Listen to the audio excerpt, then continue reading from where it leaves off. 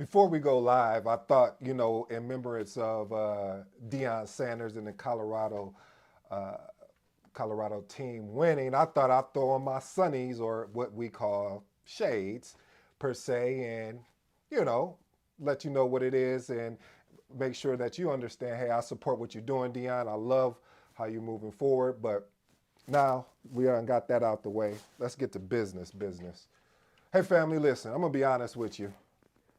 I'm going to say some things today that's going to make you feel a little bit uneasy, maybe a little uncomfortable. But if you stay with me long enough to feel uncomfortable, the greatness and the truth is going to lie on the side of being uncomfortable. What do you mean, ED? Well, if you're new to the channel, I have a 7-point framework. Within the 7-point framework, basically we just go through 7 points and provide or actually deliver value to you as you're thinking about navigating into this thing that I love, that eventually, that hopefully you'll fall in love with, called project management. Today's episode is entitled, What Project Management Is Not. I know you think my grandma on my cousin's side wrote that.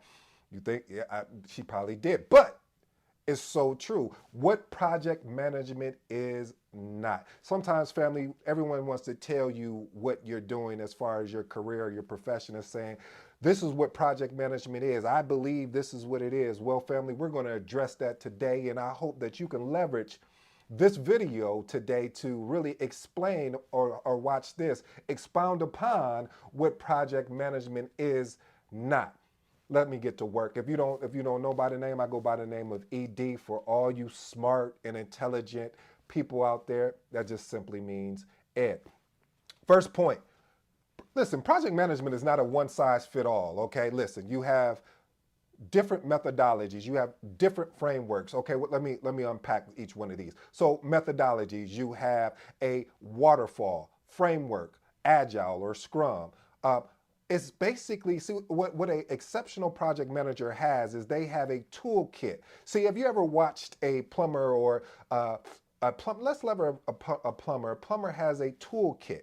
A toolkit, or a construction worker, a toolkit. A toolkit means you have various items within this box that you can pull from. And that's what it is as far as a project manager, is that they have within their toolkit that they can pull from different items within that toolkit that applies to the certain situation. Now, I know what you're thinking. Well, Edie, what do you mean by that, the toolkit and I can pull from and all this, blah, blah. Hey, listen, family, I get you. I know you guys are out there very, very smart out there. But what I'm saying to you, family, is that when you develop a toolkit, it allows you to have leverage. It allows you to be adaptable. It allows you to be able to adjust on the fly if necessary, but as you know, as waterfall is predictive to stay the course. And there's nothing wrong with staying the course if it makes sense. But we always know what Einstein told us if he didn't. Let me unpack that for you. Einstein told us, he said, the definition of insanity is doing the same thing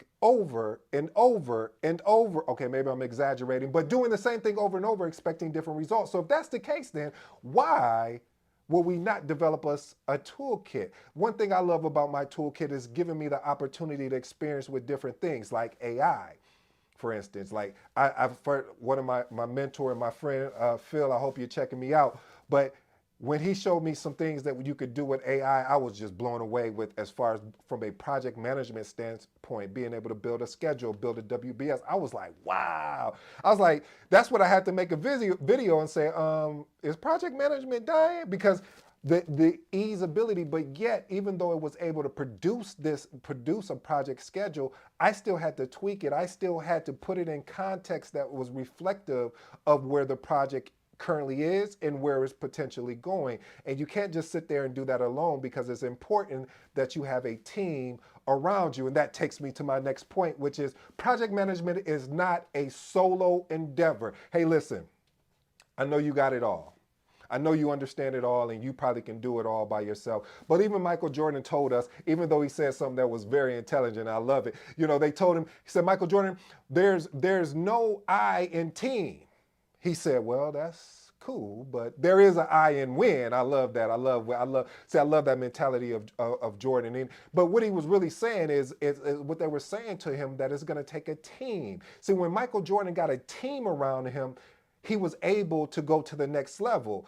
And you got to talk. He's one of the greatest to ever lace them up, in my opinion. I know it's subjective. You can just pick and choose on your own. But what I'm really truly saying to you is that it takes a team to make this happen. Sometimes we can get so caught up in the talents of your project manager that we'll put all of that on that individual, and then you're surprised or you're shocked or you're flabbergasted. You choose the adjective to describe what we're going here, is that, well, why are they struggling, or why are they not sending out particular meeting minutes, or why are they not doing certain aspects of project management that we're used to of them delivering? See, listen, project management is really based on one of my two favorite things, is teamwork and collaboration. And what this book is about, what I had to come down here and grab for you, family, is communication with stakeholders. Listen, again, pick this book up if you haven't yet.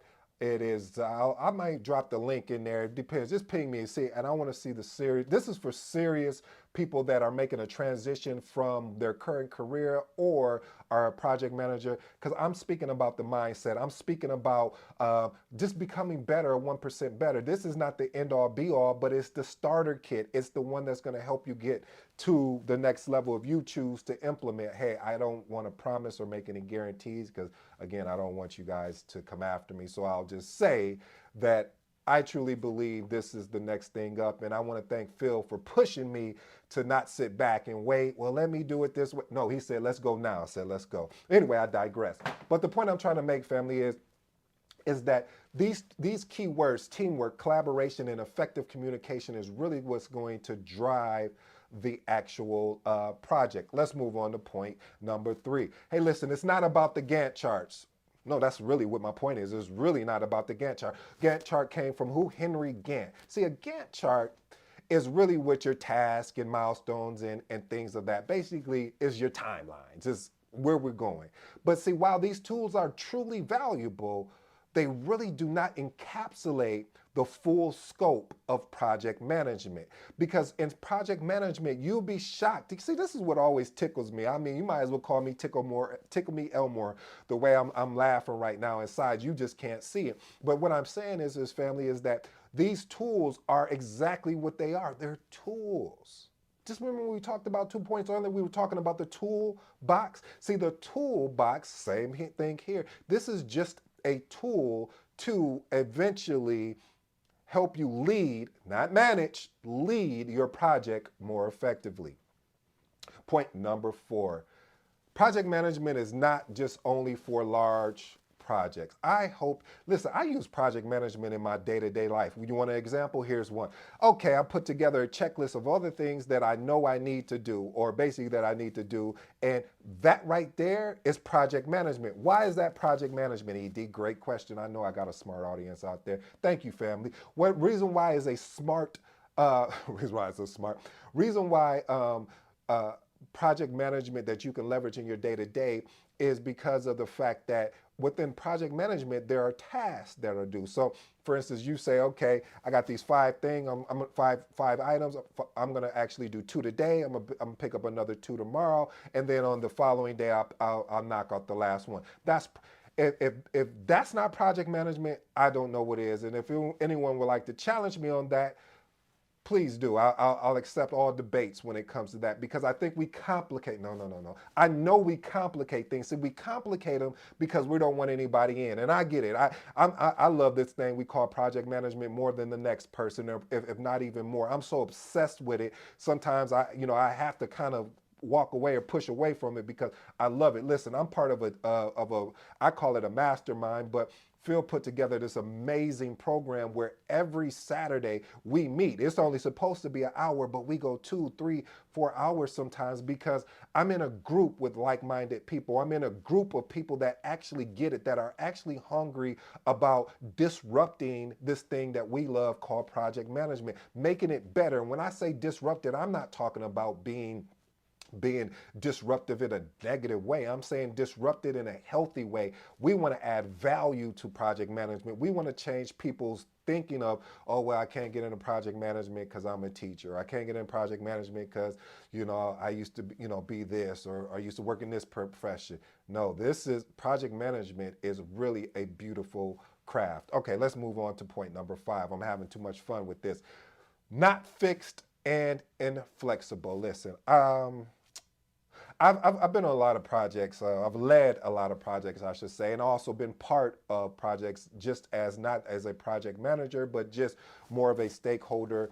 And I've noticed that we get caught up in the dogma of waterfall, which is a great methodology to leverage when you're leading a project. But what happens if that methodology is not working for you? Are you going to adapt, or are you going to continue doing the same thing? And we addressed that already, what Einstein said. So this is what ED says. ED says, listen, there's nothing wrong with putting a plan together, because we know the quote, if you plan to fail, then you fail to plan. Amazing. I totally agree. But what happens if your plan is not working? Do you have the courage to actually make an adjustment and adapt? Listen, I was with that team I was telling you about, the mastermind team, and we came up with a framework about courage. And I would like to really unpack that, and if you don't mind, just share that with you if you're okay with that. So courage, we looked at it like this: communication. That's the C. Because if you can't effectively communicate to what you need and maybe what you want, then how can you expect that people are going to want to align with you, that they're going to want to trust your leadership? Oh, openness. See, one thing about an effective leader is their ability to have an openness mind. Say, all right, tell me everything that you believe, that you think, or I should, and then it's up to that leader to decipher the information and say, okay, I'll take a piece of that. That makes sense. I'll take a piece of that over here from another resource. Take a piece of, and then we'll move over. Then we'll move on from there. You understand. Listen, family. If you don't have the ability to comprehend and understand what is actually going on around you, it's going to be a long ride. You know, as my cousin on my uncle's side would say, you might as well put on your seatbelt, because this is going to be a bumpy ride, baby. You Oh, I already used you. Excuse me. R, relationship. Listen, project management is built on relationship. The ability to, because in most organizations that I've worked in, you don't have the stakeholders that you're working with reporting to you. Matter of fact, I love it that way, because you can keep a very unbiased or less favoritist type approach. So if you got someone on your team that's effective and they're equipping the rest of the team, you want to work with them. But on the other side of project management that is rarely discussed, and that is the ability for your team to, I mean, your stakeholders to really trust you, to come to you and share some confident information with you that may be about somebody else on the team. And I don't know about you. I remember one time I was leading a project, and there were two people that came to me. One person was giving their feedback like, oh, I just don't like working with this person, such and such. The other person say, oh, I don't like working with this person. Now you're like, this is going to be interesting. How do we get to the root of what's going on? So what I did is that I first had a conversation. Like I said, I talked with them, and I asked, why don't you like working with this other person? Well, they don't never answer my emails or respond to me in my chats, but when they send me something, I'm right on it. I said, that's a good point. Let me go do some more digging, if you don't mind. So I go and talk to the other person. I said, so when you're working with this other stakeholder, what is your responsive time? It was like, well, they're very fast when they respond to me, but I just get so caught up in, because I have to focus on the technical aspect, and I can't, I don't want to make a mistake here.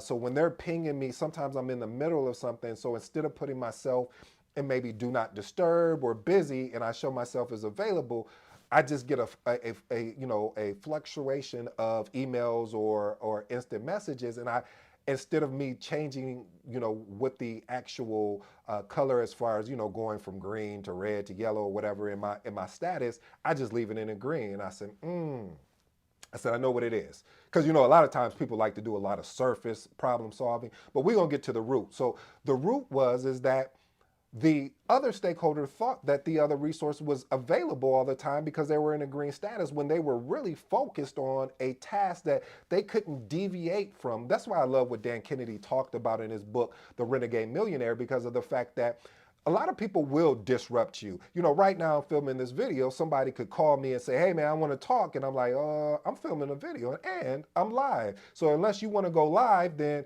I won't be able to take that call. But we have that FOMO, fear of missing out. And so because we have that fear of missing out, we'll pick up the call instead of finishing the task.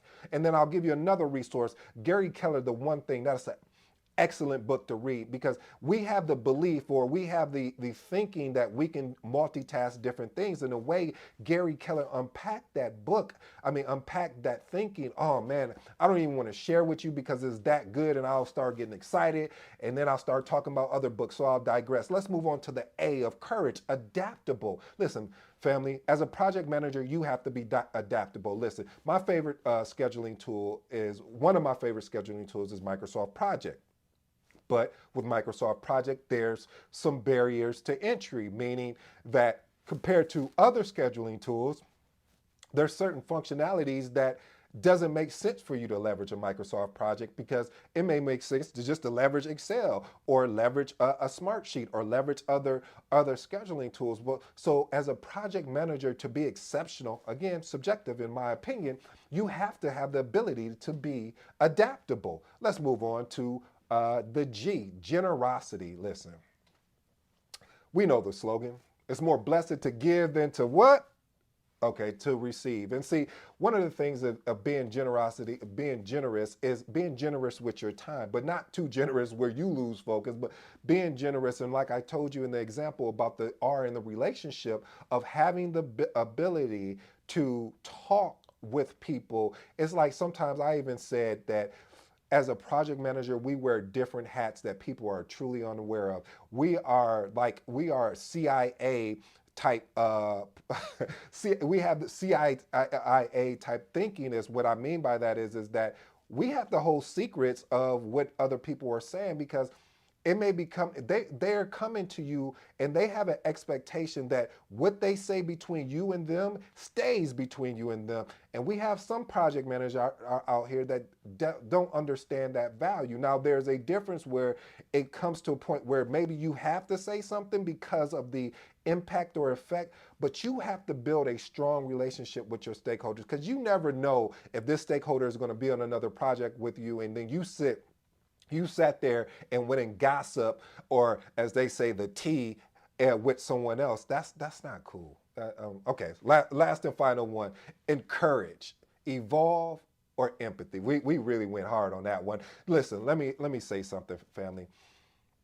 As a leader, and I'm not talking about the manager, all the managers out there, but leaders, this is to you. Having the ability to inspire and encourage is tremendous, because you never know what someone is going through. You never know what could happen if you add on more to what they're going through. And I'm not saying to not be truthful and not be upfront, because I definitely stand on that. However, it's also the ability to encourage. Hey man, I know you got this. I believe in you. I've watched you do other things.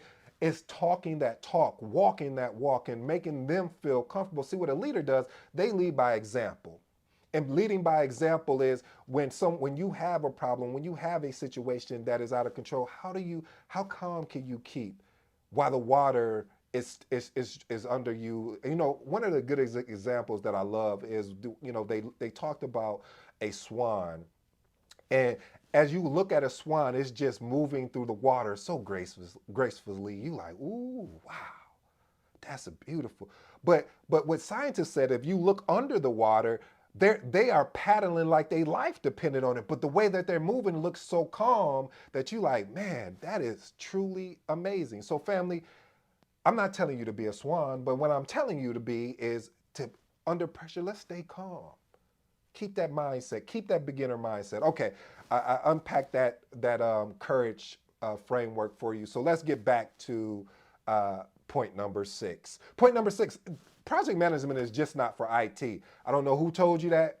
They're misleading you. But while project management is often associated with IT project management, but project management is so versatile. Like, I've given you examples, but here's some for career-wise: healthcare, construction, AI. I mean, It's so many industries out there, finance, that use, or I should say leverage project management. So don't get caught up like, oh, I'm not technical, I couldn't get into project management. Well, you don't know that. Well, I do, ED. This career is just not for me. Well, how? Explain to me. Because see, when you start asking these probing questions, you'll be shocked at people's answer. And all I'm saying is that don't get caught up with everyone else is saying about project management is only for IT. That is not true. I'm proving this here to you now that you can work in different industries and have an amazing, successful career. Point number 7. Listen, this was tough. I have to be honest. Let me tell you why it was tough for me to put this together. Is because I used to think that project management was all about solving problems. It's more to it than that. And when I understood that, I was like, ooh, I'm onto something. Because a lot of times we just run from problem to problem to problem, or okay, you don't like that. Okay, let me see if you like this. We put out fire after fire after fire after fire. Okay, that doesn't work. We prioritize, reprioritize. So you get where I'm going with this. Listen, family, the whole point of a project is having a system. One of the things, I'm actually checking out this book called The E-Myth by Michael Gerber, and he talks about systems and processes. And I'm working on getting better with my systems and processes, because when you have systems and processes in place, it frees up more time for you to be able to step outside the project and then look inside. Ooh, I like that. Let me tell you why I like that. Because that way you can have a quick check-in on your stakeholders. You can have a quick check-in on your project schedule. You have a quick check-in on your project management plan. And all of these are very important and are required to be an exceptional project manager. Listen, family, I hope you enjoy today's live. Listen, this is practice. Yes, AI, this is practice. We're getting practice in, but pretty soon I'm gonna be at a point where, family, we're gonna be going live so much, you're gonna say, oh, I can't wait. I'm challenging, I'm having the courage so I can pour into someone else so they can have the courage, because we need more people out here putting out project management content, program management content, things around agile, scrum. So family, I hope you enjoy. This has been your boy D, and you know what I'm about to say. I'm out.